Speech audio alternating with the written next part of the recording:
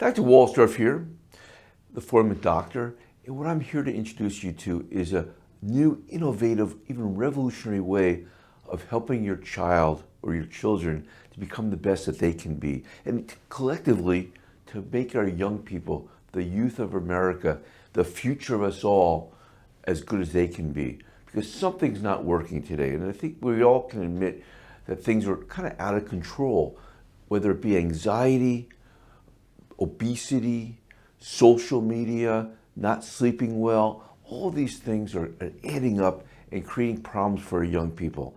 And they're almost insurmountable at this point. At least they seem that way. And that's why something revolutionary has to come in and bring some kind of a balance. And that's what the Four Elements are all about.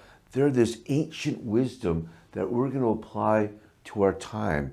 And we're going to discover that young people are looking for something that's different, that's intriguing, that's interesting to them.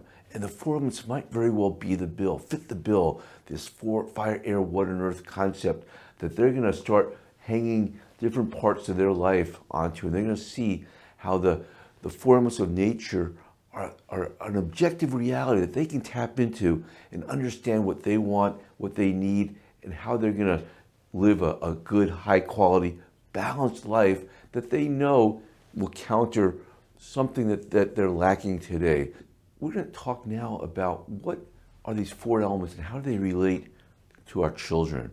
Let's start with the top down. First off, we have to recognize and we have to teach our young people the order of these four elements: fire, air, water, and earth. So there's this order: fire, air, water, and earth. And it's kind of fun to start talking to them. And first, let me tell you this. It's always useful to start when they're young. But this can be brought at any age into your child's life.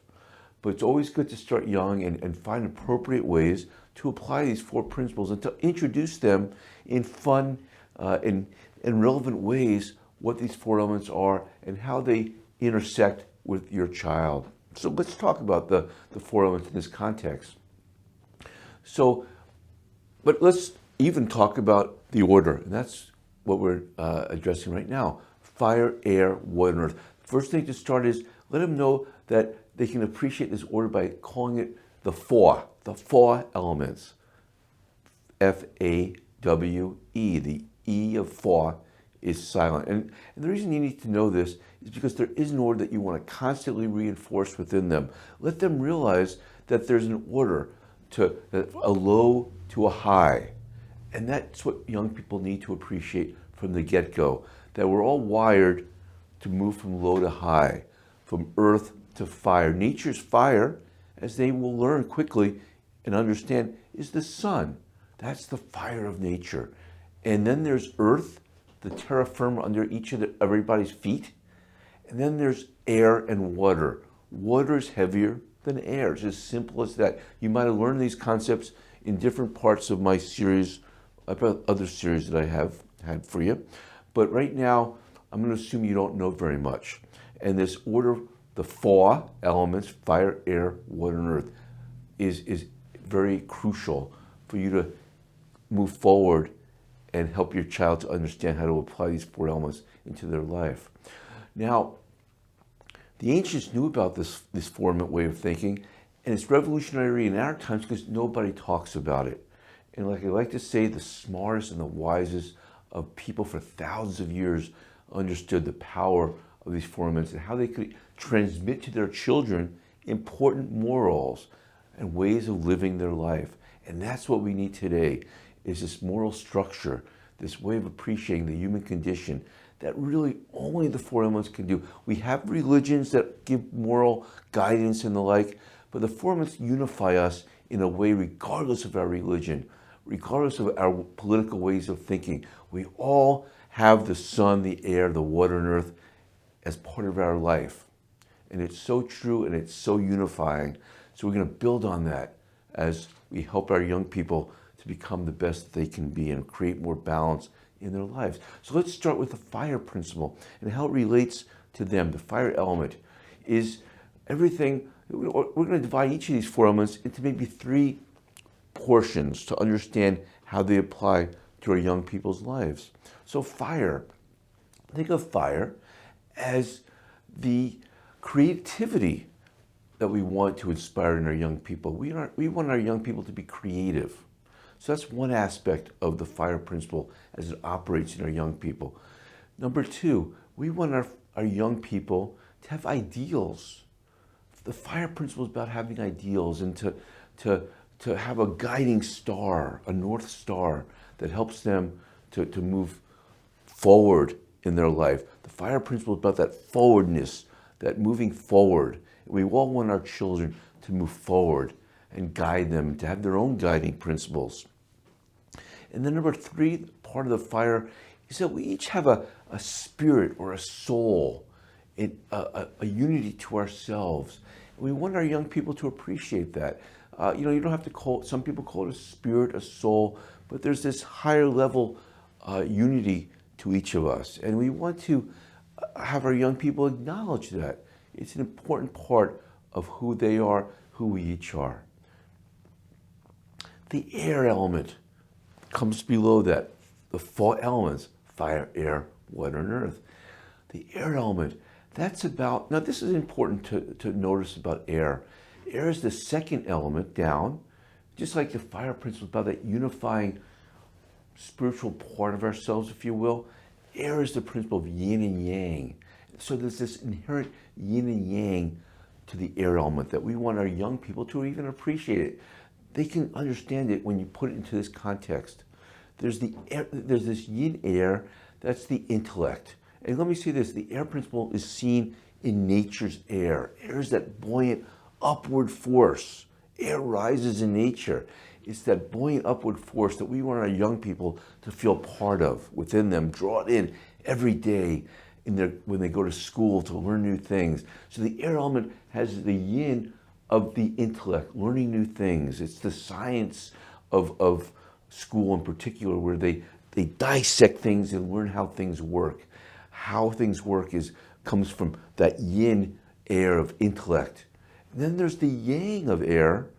That's the muscular robustness. And what unifies the yin and yang of air is the self-empowerment that air is meant to bring to us.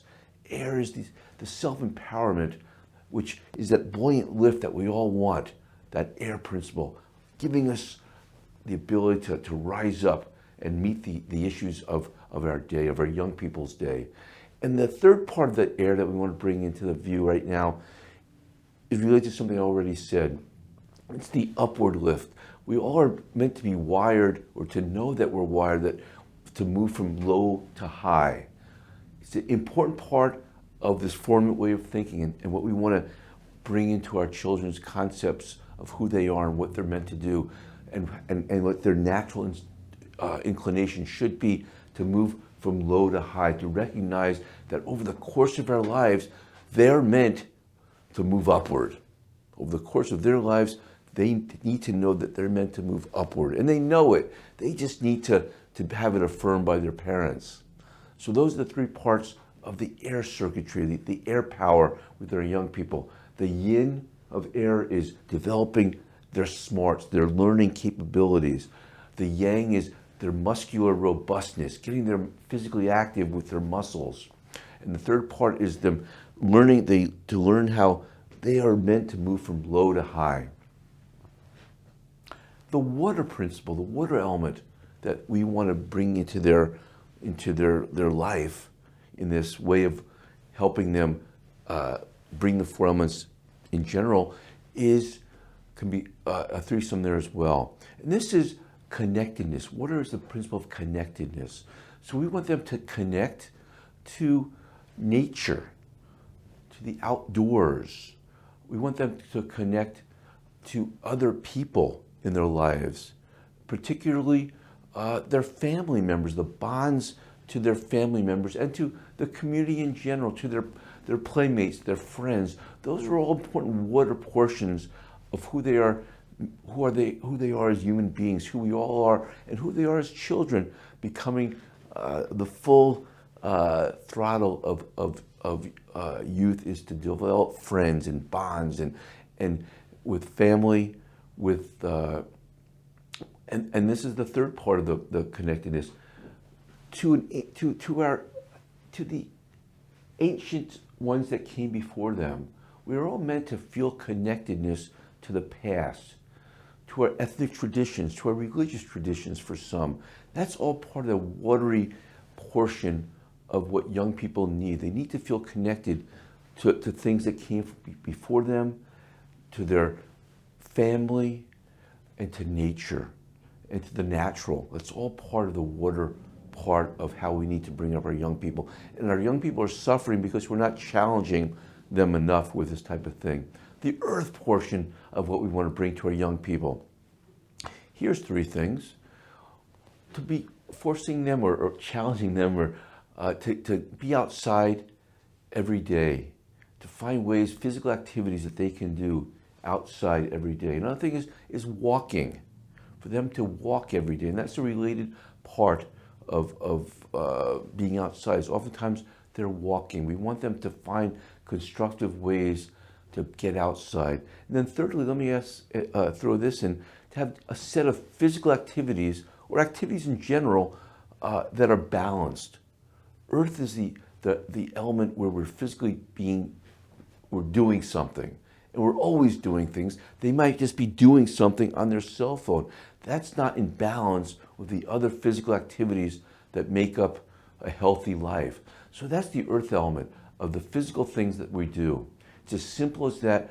And then the next episode, we're going to find ways of applying this in more specific terms.